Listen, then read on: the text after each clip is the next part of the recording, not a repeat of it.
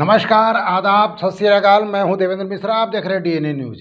ये माना जाता है कि हुनर किसी मदद का मोहताज नहीं होता। जिनमें काबिलियत होती है वो तमाम मुश्किलों के बाद भी अपनी मंजिल तक पहुंच ही जाते हैं।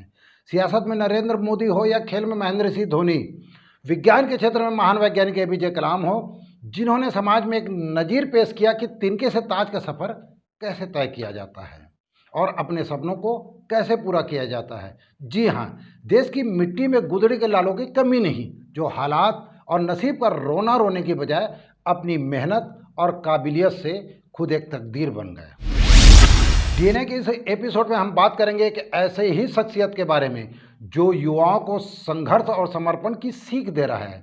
शहर के एक गुमनाम परिवार से ताल्लुक़ रखने वाले इस फनकार ने धमतरी ही नहीं, पूरे सूबे में अपनी पहचान बना ली है। जी हाँ, संदीप राव आज संगीत का दूसरा नाम बन चुका है। छत्तीसगढ़ के पहले आइडियल बनने वाले संदीप हर वक्त सुरों के संसार में डूबे रहते हैं, मानो संगीत ही इनकी रगों में समा गया हो। आइए जरा सुनते हैं सुरों के सरताज संदीप के बारे में क्या कहते हैं शहर के लोग। अब किसी भी काम के लिए संघर्ष तो बहुत ज़रूरी है और संघर्ष के बाद ही एक ऐसा मंच मिलता है जिसमें आदमी और वो उसकी निखार आती है। संदीप राव जहाँ तक है, मैं पिछले कुछ वर्षों से देख रहा हूँ तो उसका गाना मतलब पार्टियों में सुनता हूँ। वो तो प्रयास करता है वो अपने आप को साबित करने का, और यही प्रयास उसको एक अच्छा मंच प्रदान करेगा। संदीप राव को मैं उस समय से जानता हूँ जब शुरुआत में वो संगीत के क्षेत्र में उतरा था। उस समय बहुत संघर्ष कर रहा था, तब से मैं जानता हूँ संगीत की दुनिया में धमतरी के लिए शान है।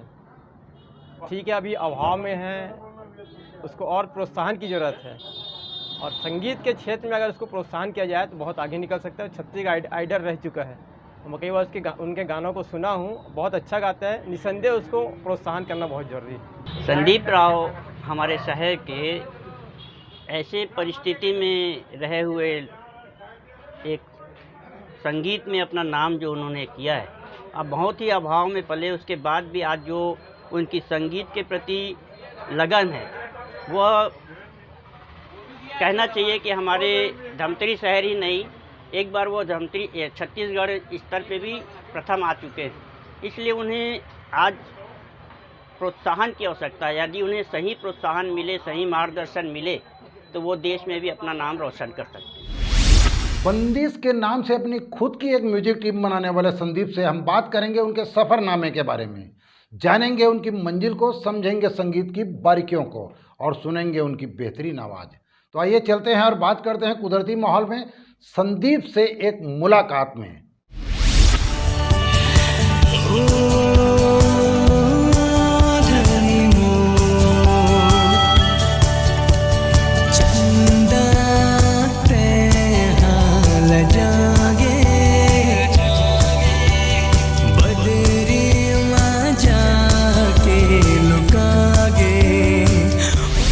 नमस्कार, मैं हूं देवेंद्र मिश्रा और डीएनए के इस नेचुरल स्टूडियो में सुरों के शहंशाह और सुरों के सरताज माने जाने वाले संदीप राव का हम स्वागत करते हैं। आज जानते हैं उनके सफ़रनामे के बारे में और पूछते हैं उनकी मंजिल को। संदीप राव जी, आपका डीएनए के स्टूडियो में स्वागत है। सबसे पहले आप बताएंगे कि आपने इस मुकाम को हासिल किया, आपके सफ़रनामे के बारे में डीएनए के और धमतरी के दर्शक जानना चाहते हैं। सबसे पहले तो नमस्कार सर, आपका भी और डीएनए के सभी दर्शकों का मेरा धन्यवाद। संगीत की शुरुआत मैंने ही बचपन से ही शुरू कर दी थी। उस समय जब मैं काफ़ी छोटा था तो मैं काफ़ी लोगों को देखा करता था स्टेज पे गाते हुए। जब बाहर के कलाकार आते थे तो मन ऐसा करता था कि मैं भी कुछ गाऊं, मगर घर की माली हालत ऐसी कुछ नहीं थी कि मैं कुछ हारमोनियम अगर कुछ चीज़ें या संगीत क्लास जाकर कुछ अच्छी जगह पर शिक्षा पा सकूँ। और ऊपर वाले की करिश्मा कुछ ऐसा था कि कुछ मेरे आसपास के लोगों ने मुझे कुछ रास्ता दिखाया कि यहाँ पर एक ऑर्केस्ट्रा है जो लोकल ऑर्केस्ट्रा है, वहाँ पर आप ज्वाइन कीजिए। और मैंने कोशिश की वहाँ उस ऑर्केस्ट्रा को ज्वाइन करने की, और आज से तकरीबन 15 साल पहले की बात है ये। तो जब उस ऑर्केस्ट्रा में मैं गया, वहाँ पर के लोगों को देखा, वहाँ के कलाकारों को मैंने देखा, बहुत कुछ सीखने की प्रेरणा मिली। साथ ही साथ में वहीं के लोगों ने ही मुझे आगे बढ़ाने की प्रेरणा किया। मेरे घर के हालात उस कदर नहीं थे कि मैं आगे बढ़ पाता, फिर भी ऑर्केस्ट्रा की हमारे लोगों ने, बहुत सारे लोगों ने मदद किया। इसके लिए मैं उन सभी का धन्यवाद करता हूँ। आज आपने इस कठिन परिस्थिति में भी अपने जुनून को जारी रखा, अपने इस सफ़रनामे को जारी रखा और एक दिन आप छत्तीसगढ़ आइडियल बने। वो कैसा लम्हा था? आपने इस मुकाम को हासिल कैसे किया और आपको क्या एहसास हुआ?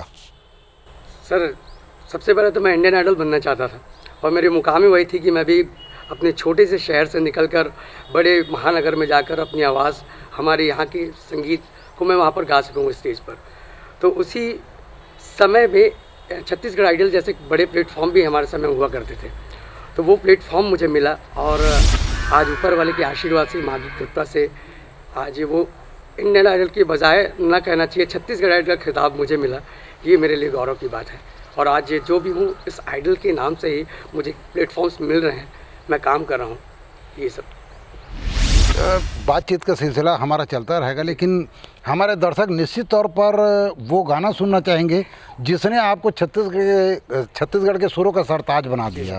मैं कोशिश करूँगा सर कि वो गाने में आपको जरूर सुनाऊँ। और ये मेरे ही गुरुजी आदरणीय कैलाश खेर साहब का गाया हुआ गाना है, जिस गाने को मैंने गाया था और मुझे उस वक्त यकीन भी नहीं हो रहा था कि इस गाने के गाने के बाद मैं छत्तीसगढ़ आइडल जीतूँगा और आज सबके आशीर्वाद से कोशिश करता हूँ।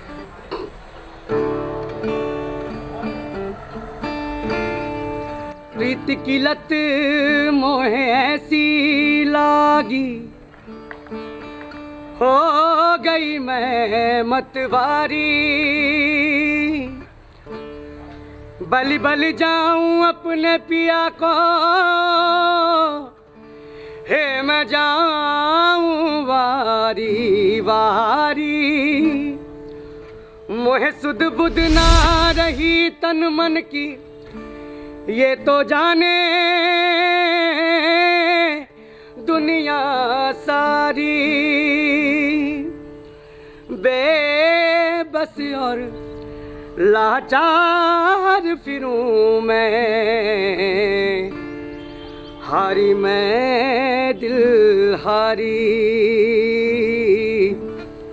हारी मैं दिल हारी, तेरे नाम से जी लूं, तेरे नाम से मर जाऊं, तेरे नाम से जी लूं, तेरे नाम से मर जाऊं, तेरी जान के सदके में कुछ ऐसा कर जाऊं, तूने क्या कर डाला, मर गई मैं, मिट गई मैं, ओ जी हाँ जी हो गई मैं, तेरी दीवानी है दीवानी, तेरी दीवानी दीवानी, तेरे नाम से जी लूं, तेरे नाम से मर जाऊं, तेरी जान के सदके में कुछ ऐसा कर जाऊं, तूने क्या कर डाला, मर गई मैं, मिट गई मैं, ओ जी हाँ जी हो गई मैं, तेरी दीवानी है दीवानी, तेरी दीवानी दीवानी। धन्यवाद संदीप राव जी। स्वर सम्राट माने जाने वाले मोहम्मद रफ़ी से कभी किसी पत्रकार ने पूछा था कि एक गायक की काबिलियत या खूबी क्या होनी चाहिए, तो उन्होंने कहा कि जो दिल से गाता है वही गायक है, और आपने वाकई में गले से नहीं दिल से गाया है और निश्चित तौर पर लगता है कि एक दिन आप अपनी मंजिल को ज़रूर हासिल करेंगे, प्राप्त करेंगे। आप एल्बम भी निकालते हैं, अभी तक के आपने कितने एल्बम निकाला है, किस किस गाने का निकाला है, आने वाले दिनों में और क्या आपकी इनकमिंग अट्रैक्शन है? जी हाँ सर, तो सबसे पहले मैं आप बताना चाहूँगा सर, मेरा अभी लेटेस्ट में मेरी एक एल्बम निकली है जिसका नाम है धनी मोर, और वो धनी मोर गाने में आप सुनेंगे तो आपको कुछ नयापन दिखने को मिलेगा। इससे पहले मेरे तू माने या न माने दिलदारा और कहीं दूर जब, जैसे 25-30 एल्बम निकल चुके हैं और कुछ अपकमिंग भी हैं, और धनी मोर के ये गाना जो मेरा भी फेवरेट है और खास करके दर्शकों को भी बहुत पसंद आएगा, जिसे मैं आपको बिल्कुल सुनाना चाहूँगा। सुनाइए।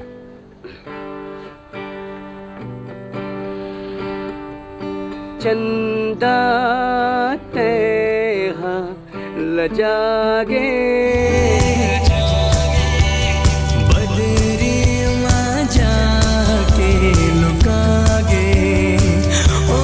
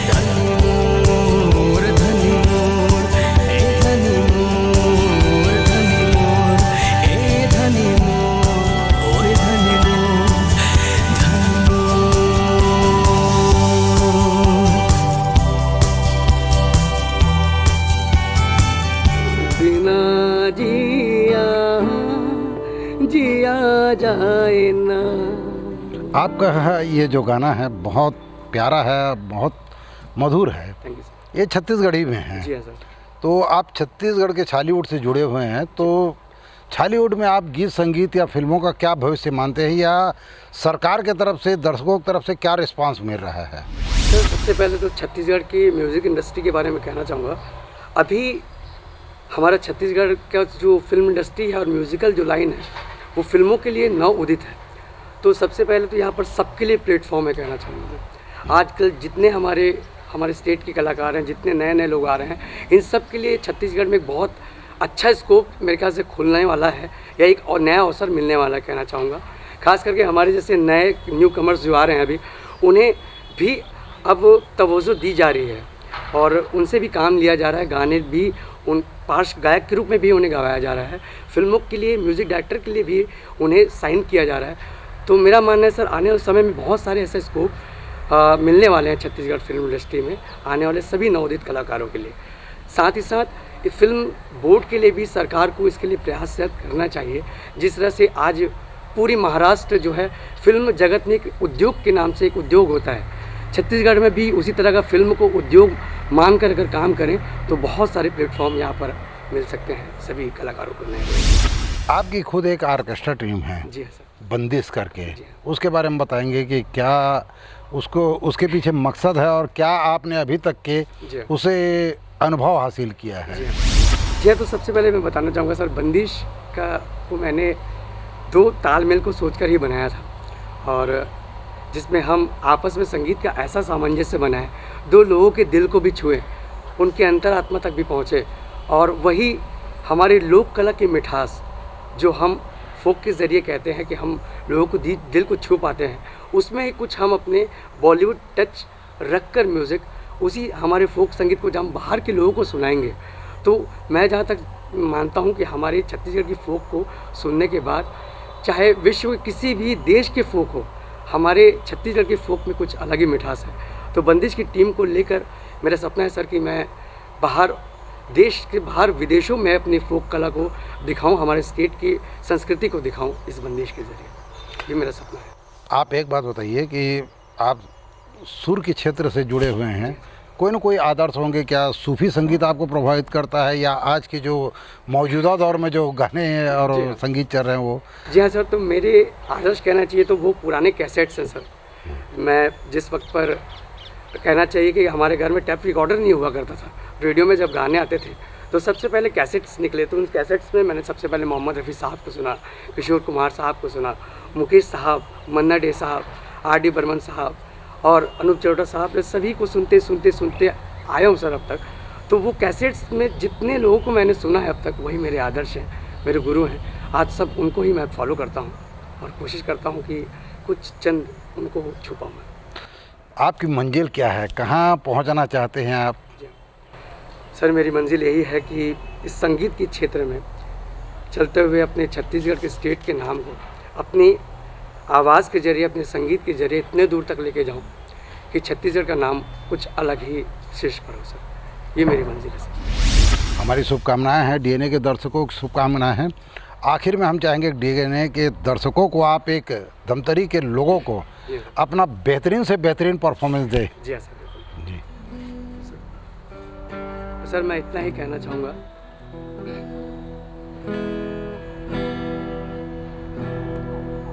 छैहा भुइया ला छोड़ जबैया ते तेरा बे हारे, छैहा भुइया ला छोड़ जबैया ते तेरा बे पंछी उड़ाते आकाश, करते बिरछामाबास,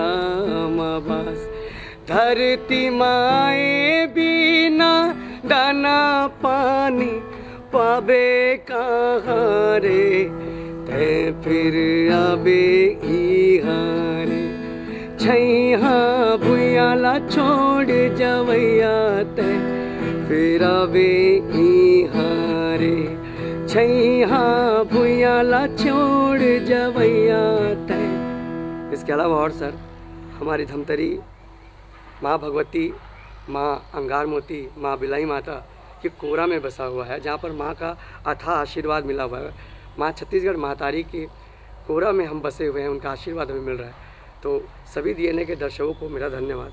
और माँ के लिए बस इतना ही कहना चाहूँगा कि इस गाने के बोल के साथ में 9 महीना ले कोख में रखते कत को जोखिम सही थे जी, लइका मन के संसो खातिर कत को जोखिम सही थे जी, बाप के कद विद्वान बना थे कठनो अंगठा छापला, सुख माँ दुख माँ कबू कहूँ तुम झन भूलो माँ बापला, झन भूलो माँ बापला, झन भूलो माँ बापला। तो ये थे फनकार संदीप राव, सुर और संगीत जिनकी सांसें बन चुकी है और ये आज आकाश को छूने को बेताब है।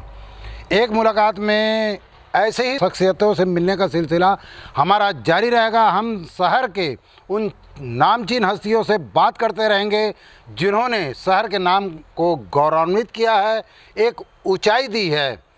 हम लेते हैं विदा, मिलते हैं बहुत जल्द किसी और शख्सियत के साथ। जय हिंद, जय छत्तीसगढ़।